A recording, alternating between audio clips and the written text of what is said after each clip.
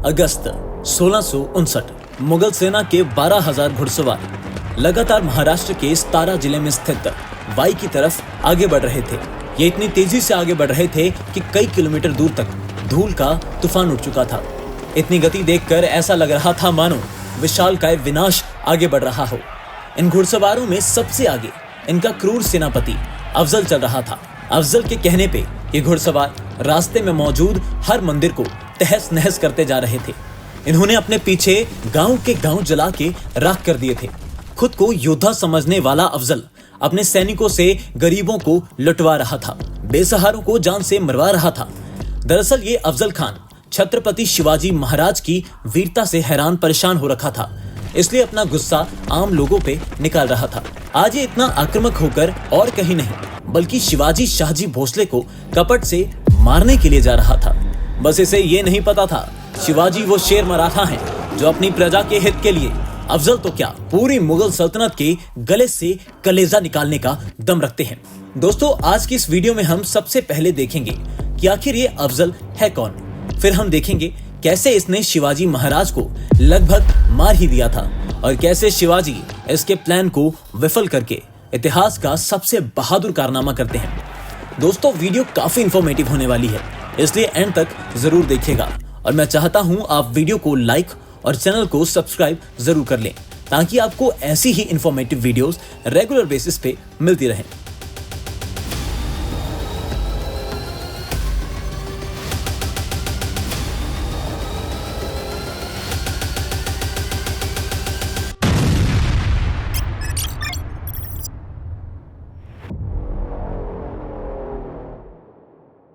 साल 1565 दक्षिण भारत में एक बीजापुर सल्तनत थी जिसपे आदिल शाह का कब्जा था और 7 फुट लंबा अफजल खान यहाँ का सेनापति था।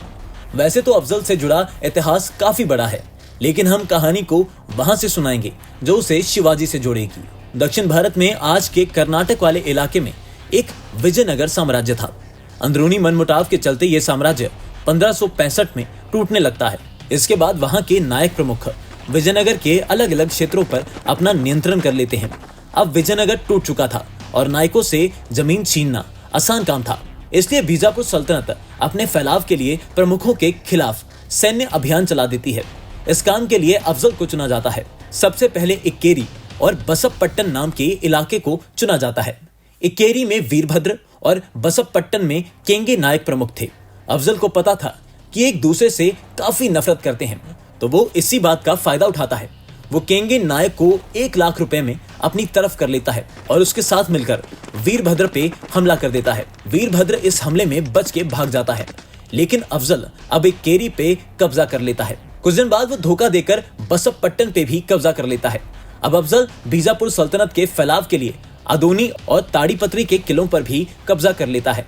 इसके बाद 1639 में आदिल शाह अफजल खान को सीरा किले पर आक्रमण के लिए भेजता है।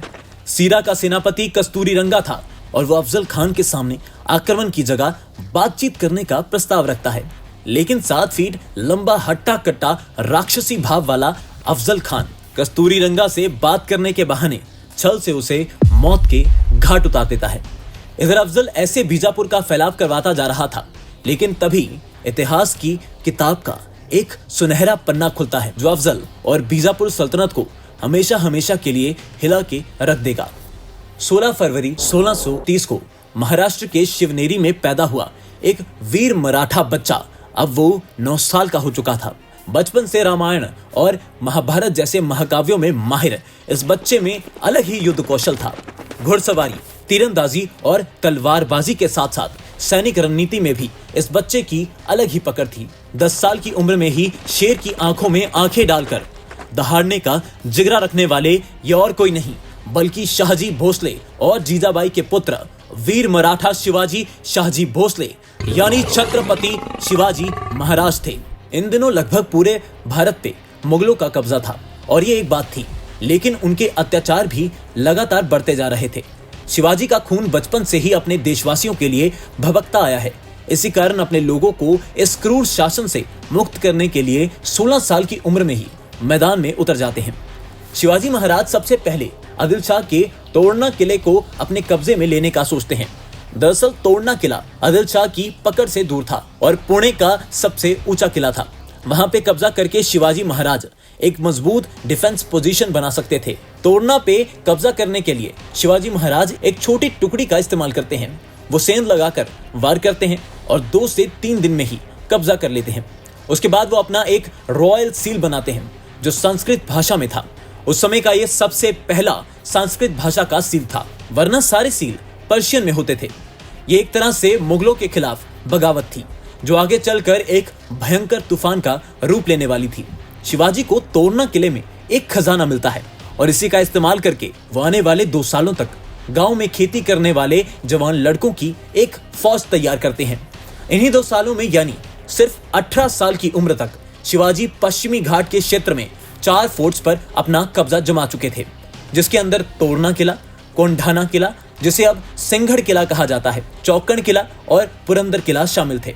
सबसे गजब की बात ये थी, ये सभी किले बीजापुर सल्तनत के अधीन थे। अब आदिल शाह के लिए ये बड़ी शर्म की बात थी कि एक 18 साल के लड़के ने बीजापुर सल्तनत के 4 किलों को अपने कब्जे में कर लिया था। 1652 आते आते शिवाजी महाराज का नाम सब जगह गूंजने लगा था और लोग उनके साथ जुड़ने लगे थे। वहीं दूसरी तरफ जिसने बीजापुर सल्तनत को फैलाने में छल से लेके बल तक सभी चीजों का इस्तेमाल किया था, उसको ये बात हरगिज हजम नहीं हो रही थी कि कैसे एक वीर मराठा उनके हाथों से धीरे धीरे कब्जा छीन रहा है। शिवाजी महाराज का बीजापुर जैसी सल्तनत के इलाकों पे इतनी जल्दी कब्जा करना और लोगों का उनको पसंद करना, इन दोनों चीजों के पीछे कुछ कारण थे। पहला ये कि वो चाहे हिंदू हो या मुस्लिम, किसी में भी कोई भेदभाव नहीं करते थे। दूसरी तरफ अफजल जहां कब्जा करता था वहां सबसे पहले मंदिरों को तोड़वाता था। इसी फर्क के कारण शिवाजी सबके चहेते बनने लगे थे। दूसरा ये कि उनका जासूसों का एक स्ट्रॉन्ग नेटवर्क था और उनके सैनिक पहाड़ी लड़ाई में काफी माहिर थे, इसलिए वो छोटी टुकड़ियों में काफी दुश्मन को खबर लगने से पहले जोरदार हमला कर पाते थे। साल 1655 ये वो साल था जो आदिल शाह और अफजल की जिंदगी की रूपरेखा बदलने वाला था। दरअसल शिवाजी महाराज हिंदवी स्वराज स्थापित करना चाहते थे ताकि हर कोई शांति से रह सके। इसके लिए बीजापुर सल्तनत को खत्म करना जरूरी था और पुणे से 200 किलोमीटर दूर एक जावली किला था। इस किले का राजा चंद्राव मोरे आदिल शाह का पक्का चमचा था और वो लोगों पे अत्याचार करने में कोई कमी नहीं छोड़ता था। यहाँ तक कि वो शिवाजी को मारने की भी नाकाम कोशिश कर चुका था। किले की बात करें तो ये चारों तरफ जंगल से घिरा हुआ था, इसलिए बीजापुर सल्तनत का स्ट्रॉन्ग डिफेंसिव पॉइंट था। अगर शिवाजी यहाँ कब्जा कर लेते तो बीजापुर सल्तनत को आसानी से उखाड़ फेंक सकते थे। शिवाजी एक प्लान बनाते हैं जिसके तहत वो अपने 2 वफादार आदमी राघव बल्लाल और संभाजी कावजी को 125 सैनिकों के साथ चंद्राव की बेटी का विवाह प्रस्ताव देकर भेजते हैं। वहां पहुंचते ही बातचीत बिगड़ने लगती है और चंद्राव अपमानजनक भाषा का इस्तेमाल करने लगता है, लेकिन तब भी राघव और संभाजी शांत खड़े रहते हैं। दूसरी तरफ शिवाजी के कहने पर उनके गुप्तचर प्रमुख या इंटेलिजेंस चीफ बाहरजी नायक जावली के जंगलों का पूरा सर्वेक्षण कर लेते हैं। कुछ ही देर बाद वो हमला कर देते हैं और इसके बाद किले के अंदर राघव बल्लाल और संभाजी चंद्राव और उनके भाई को आमने सामने की लड़ाई में मौत के घाट उतार देते हैं। मौर्य की 12,000 सैनिकों की विशाल सेना को हराकर शिवाजी जावली पर अपना कब्जा जमा लेते हैं। इस जीत के बाद शिवाजी महाराज को दक्षिण कोंकण तक पहुंचने के लिए महत्वपूर्ण पर्वतीय क्षेत्र मिल गया था। इसके बाद 1656 से 57 में शिवाजी महाराज जावली के पास प्रतापगढ़ किला बनवाते हैं। ये किला महाबलेश्वर से लगभग 23 किलोमीटर पश्चिम में था। शिवाजी ने प्रतापगढ़ किले को बहुत सोच समझकर बनवाया था, जिसका फायदा उनको आगे चलकर होने वाला था। अब जैसे ही जावली आदिल शाह के हाथ से खिसका, उसको समझ आ गया था कि ये कोई साधारण मराठा नहीं है। अगर जल्दी कुछ नहीं किया तो ये मराठा जावली से आगे बढ़ता हुआ बीजापुर पहुंच जाएगा और आदिल शाह को गर्दन से पकड़ नीचे पटक देगा। इसी बात से घबराकर आदिल शाह तुरंत 7 फुट लंबे अपने सबसे क्रूर सेनापति अफजल को शिवाजी को मारने का हुक्म देते हैं। आदिल शाह को लग रहा था कि अफजल उसे शिवाजी से बचा लेगा, लेकिन आगे हम देखेंगे कैसे आदिल शाह का ये पालतू खुद शिवाजी का शिकार बनने वाला था। सितंबर 1659। इसी कारण अफजल खान 12,000 घुड़सवार, 10,000 पैदल सैनिक और 80 से 90 तोपों के साथ वाई की तरफ निकल जाता है। रास्ते में वो शिवाजी को उकसाने के लिए सभी मंदिरों को खंडित करता हुआ आ रहा था, गरीबों को लूट रहा था और बेकसूरों को जान से मार रहा था। अफजल के कारनामे शिवाजी तक भी पहुंच जाते हैं और वो समझ जाते हैं कि वो यहाँ क्यों आ रहा है। उसकी सेना बड़ी थी, लेकिन शिवाजी का विवेक उससे भी बड़ा। वो जानते थे कि अफजल के पास कई गुना ज्यादा सैनिक हैं, तो आमने सामने की लड़ाई में अफजल का पल्ला भारी पड़ सकता है। इसी कारण वो ऊंचाई पर स्थित प्रतापगढ़ किले में डिफेंस पोजीशन ले लेते हैं। अफजल अब प्रतापगढ़ से थोड़ी दूर वाई पहुंच चुका था। उसके बाद वो अपने मजूमदार यानी सेक्रेटरी कृष्णाजी भास्कर कुलकर्णी को शिवाजी के पास शांति समझौते का संदेश देकर भेजता है। दरअसल उसका प्लान था कि शिवाजी को शांति समझौते के लिए किले से बाहर बुलाया जाए और फिर मार दिया जाए। दूसरी तरफ शिवाजी जानते थे कि अफजल पहले भी नायकों को धोखे से हरा चुका था, इसलिए उनको ये शांति समझौता कुछ हजम नहीं होता। पहले तो शिवाजी महाराज कोई प्रतिक्रिया नहीं देते, लेकिन कुछ दिन बाद वो अपने चतुर और अनुभवी दूत गोपीनाथ शिवा के हाथ संदेश भेजते हैं कि मैं तुमसे मिलने के लिए तैयार हूं और किले से नीचे भी उतर जाऊंगा, लेकिन शर्त यह है कि तुम्हें भी थोड़ा किले की तरफ ऊपर चढ़ना होगा। अफजल खान इस प्रस्ताव को मान लेता है और अब शिवाजी महाराज अफजल से प्रतापगढ़ से थोड़ा नीचे एक प्लेन मैदान पे मिलने वाले थे। इसमें एक शर्त और रखी जाती है कि दोनों तरफ से कुछ ही अंगरक्षक होंगे। जहां सुनने में ये शांति समझौता लग रहा था, लेकिन दोनों ही तरफ पर्दे के पीछे कहानी कुछ और ही चल रही थी। इधर शिवाजी महाराज गोपीनाथ से अफजल की लंबाई और विशाल काया शरीर की एकदम सटीक जानकारी मंगवाते हैं। उसके बाद बॉडी से चिपका हुआ एक विशेष प्रकार का कवच तैयार करवा लेते हैं और एक खास तरह का हथियार बनवाने का आदेश देते हैं। इस हथियार का नाम वैग नाक रखा जाता है और यह आज भी हमारी 21 पैरा स्पेशल फोर्स का मोटो है। वैगनाक शेर के पंजे के आकार का हथियार था, जो दुश्मन को एक झटके में मारने की क्षमता रखता था। अब शिवाजी किले से थोड़ा नीचे प्लेन एरिया पर एक तंबू लगवाते हैं। तंबू के अंदर सजावट के लिए कीमती रत्नों, भव्य झूमरों और स्वर्ण थालियों से सजावट की जाती है।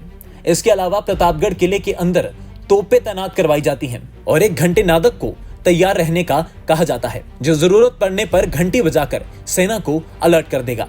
10 नवंबर 1659 आज अफजल खान और शिवाजी आमने सामने मिलने वाले थे। अफजल खान अपने कुछ अंगरक्षकों के साथ मुलाकात के स्थान पर पहुंच जाता है। वहां की भव्यता को देखकर अफजल खान का गुस्सा और जलन दोनों बढ़ जाती है।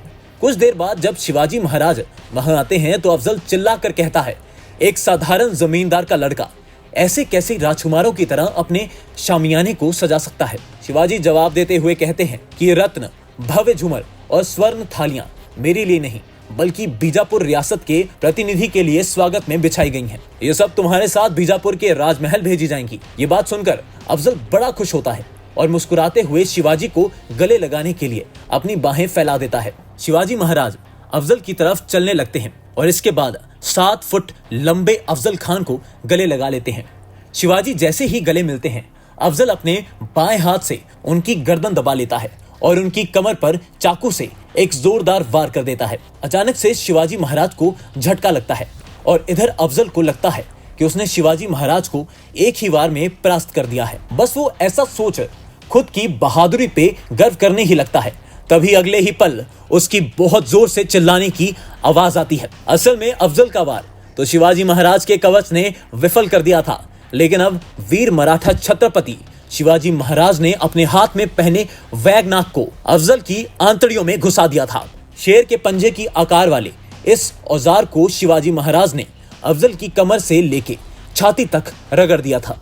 एक ही झटके में गरीबों का खून चूसने वाला यह राक्षस मराठा शेर के सामने जमीन पे मुंह के बल गिर जाता है। अफजल खान दर्द से चीखने लगता है और इससे पहले उसके अंगरक्षक उसे बचाने के लिए दौड़ते, शिवाजी महाराज उसे मौत के घाट उतार देते हैं। शिवाजी के लिए यह बहुत बड़ी और ऐतिहासिक जीत थी, क्योंकि इस दिन बीजापुर का सबसे बड़ा सेनापति मारा जाता है।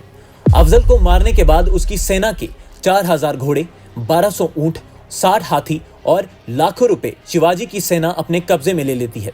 इसके बाद पूरे भारत देश में शिवाजी महाराज का नाम गूंजने लगता है और आने वाले सालों में वो पन्हाला, वसोटा और राजापुर जैसे इलाकों पे भी कब्जा करते हैं। 1670 तक वो औरंगजेब की भी नजरों में आ गए थे और वो भी उन्हें मारना चाहता था, लेकिन शिवाजी महाराज को कोई नहीं रोक पाता और वो साल 1674 हिंदवी स्वराज घोषित कर देते हैं। हालांकि 1680 में एक बीमारी के चलते वो दुनिया से अलविदा कहते हैं, लेकिन उनके बाद भी संभाजी और शाहू महाराज के राज में मराठा एम्पायर मुगलों की ईंट से ईंट बजा के रखता है। शिवाजी महाराज की ऐसी बहादुरी के कारण ही लोग उनकी महानता की गाथा आज भी याद करते हैं। दोस्तों, अगर आपको ये वीडियो पसंद आई तो लाइक कीजिए और कमेंट करके बताओ आपको हिस्ट्री के कौन से और किस्से जानने हैं। साथ ही चैनल को सब्सक्राइब जरूर कीजिएगा। जय हिंद।